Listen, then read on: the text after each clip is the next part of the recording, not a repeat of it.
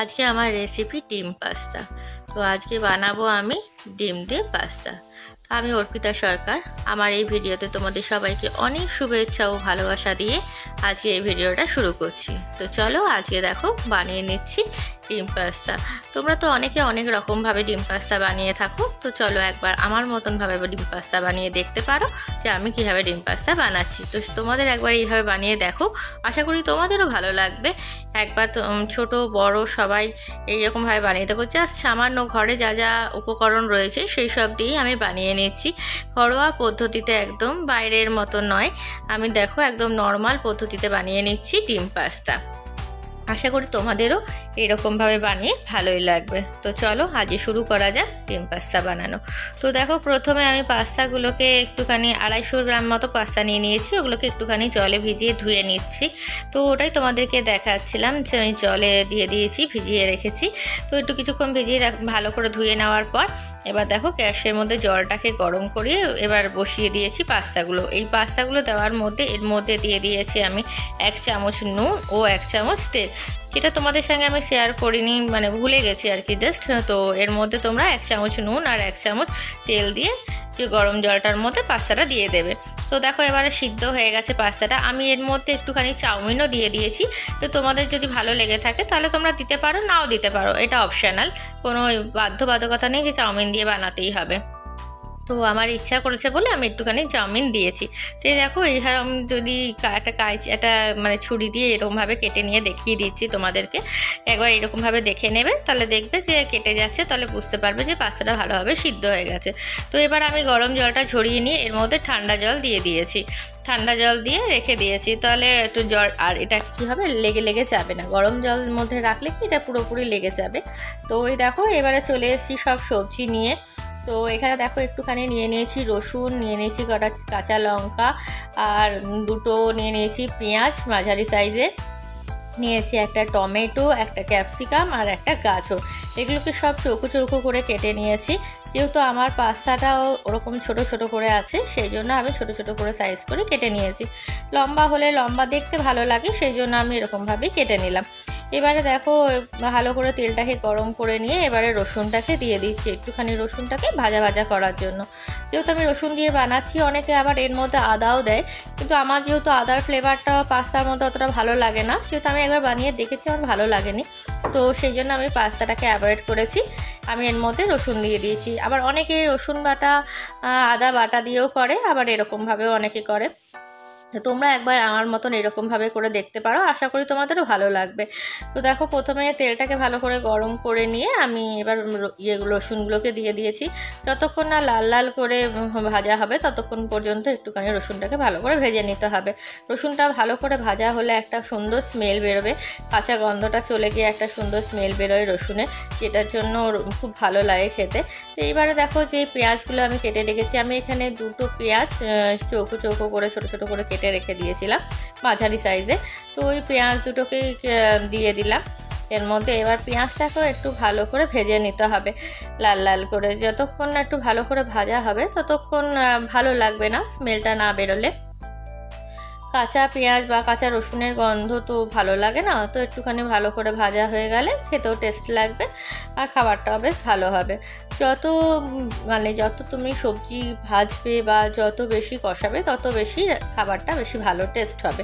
তো দেখো আমি পেঁয়াজটা একটুখানি ভালো করে ভেজে নিচ্ছি, একটুখানি লাল লাল লাল লাল করে ভেজে নেওয়ার পরে এইবারে এর মধ্যে যা যা সবজি আছে সেগুলো একটা একটা করে দিয়ে দিচ্ছি। দেখো প্রথমে টমেটোটা দিয়ে দিলাম।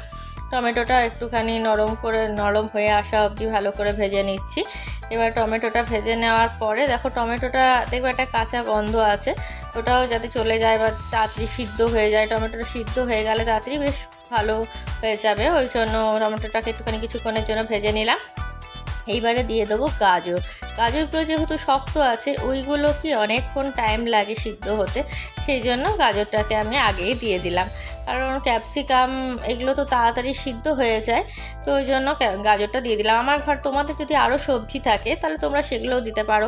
যেমন শীতকালে অনেক রকম সবজি থাকে, ফুলকপি, বাঁধাকপি, মটরশুঁটি, সেগুলো আমার কাছে এখন অ্যাভেলেবেল নেই, সেই জন্য আমি দিতে পারলাম না। যত বেশি সবজি দেবে তত বেশি এগুলো খেতে ভালো লাগে, চাউমিন পাস্তা এগুলোতে। তো আমার কাছে এই গাজরই ছিল, গাজর ক্যাপসিকামই ছিল। এই জন্য আমি গাজরটা দিয়ে দিলাম। এইবারে গাজরটা দেওয়ার পর ওর মধ্যে দেখো একটুখানি নুন দিয়ে দিলাম, 1 চামচের মতো নুন দিয়ে এবার একটু ঢাকা দিয়ে দেওয়া, মানে ভালো করে একটুখানি ভেজে নিয়ে এবার ঢাকা দিয়ে রেখে দেবো। তাহলে কি গাজরটা একটু সিদ্ধ হয়ে যাবে। গাজরটা যদি মানে শক্ত শক্ত থাকে তাহলে তো আর খেতে ভালো লাগবে না, বাজে একটা কচকচ মানে হবে। তো ওই জন্য দেখো একটুখানি গ্যাসটাকে হালকা করে কমিয়ে দিয়ে একটা ঢাকা দিয়ে রেখে দেবো কিছুক্ষণের জন্য।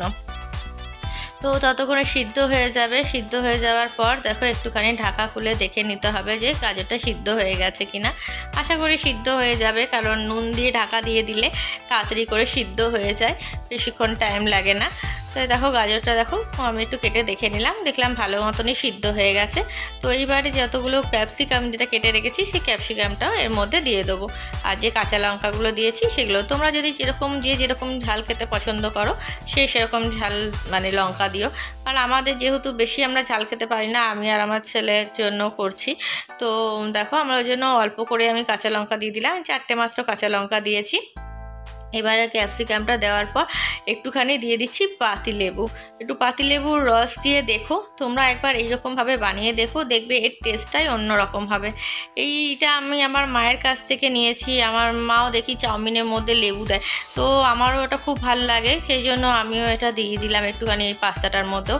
আর একটু সামান্য টেস্টটাকে জাস্ট ব্যালেন্স করার জন্য দিয়ে দিয়েছি একটুখানি মিষ্টি।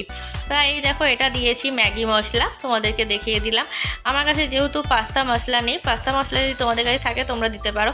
পাস্তা মশলা আর ম্যাগি মশলার মধ্যে খুব একটা যে ফারাক আছে আমি দেখলাম না সেরকম। আমার কাছে আমি পাস্তা মশলাই কিনেছি, কিন্তু এবার ছিল না বলে আমি এই ম্যাগি মশলাটাই দিয়ে দিলাম। এবার দেখো ওই ম্যাগি মশলাটা দিয়ে একটুখানি দিয়ে চিনি দিয়েছি, একটুখানি মিষ্টি দিয়ে এবারে ভালো করে এটাকে নাড়িয়ে নেবো। বেশি মিষ্টি দেওয়া যাবে না, কিন্তু সামান্য 2-4 দানা মিষ্টি দিলেই যথেষ্ট, যাতে টেস্টটাকে একটু ব্যালেন্স করার জন্য।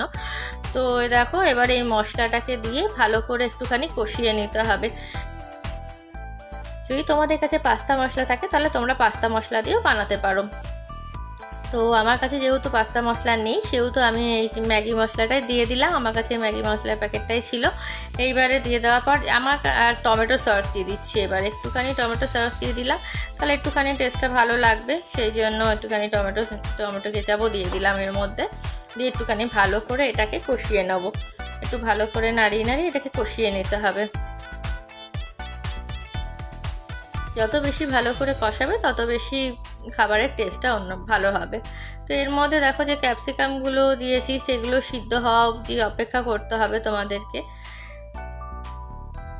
ক্যাপসিকামগুলো না সিদ্ধ হলে তো ভালো লাগবে না। তো দেখো এইবার এই দেখো ক্যাপসিকামগুলো মোটামুটি সিদ্ধ হয়ে গেছে।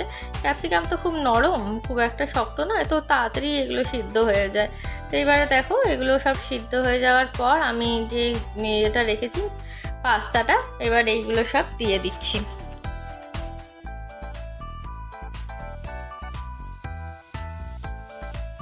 পাস্তা চাউমিন যেটা আমি করে রেখে দিয়েছিলাম এটা তোমরা, আমি তো জল দিয়ে রেখে দিয়েছিলাম, ঠান্ডা জল দিয়ে 2-3 বার করে ঠান্ডা জল দিয়ে ধুয়ে রেখেছিলাম। তো আমি জলটা ঝরাতে ভুলে গেছি, তোমরা একটা ঝাঁঝরির মধ্যে জলটাকে ঝরিয়ে নেবে, তাহলে দিতে সুবিধা হবে, ঝট করে ঢেলে দিলেই হয়ে যাবে। আমার এটা ভুল হয়ে গেছে, যেটা আমি জলটা ঝরিয়ে রাখা আমার মানে উচিত ছিল, সেটা আমি ভুলে গেছিলাম। জলটাকে ঝরিয়ে রেখে দেবে একটা ঝাঁঝরির মধ্যে, তাহলে দেখবে জলটা বেরিয়ে যাবে, আর তারপরে তোমরা ওটাকে শুদ্ধ একবারে পুরো ঢেলে দেবে, তাহলে দেখবে আর এতটা অসুবিধা হবে না। তো দেখো আমি সব পাস্তাগুলোকে এর মধ্যে দিয়ে দিলাম। এইবারে সবগুলো একসাথে ভালো করে মিশিয়ে নিতে হবে, যাতে সবগুলো পাস্তার সাথে সব মশলা একবারে ভালো করে মিশে যায়।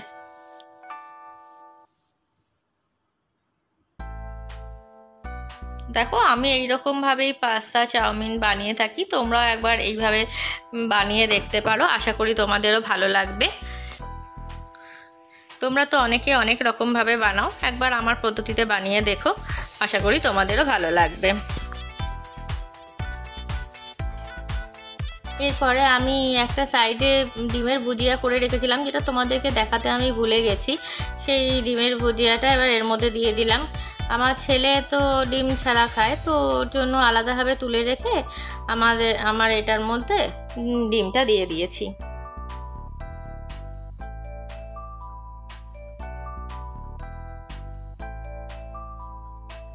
দেখো ডিমটা দিয়ে নাড়িয়ে নিলাম, এবার নাড়িয়ে রেখে দিচ্ছি। এবারে দেখো হয়ে গেছে পাস্তা।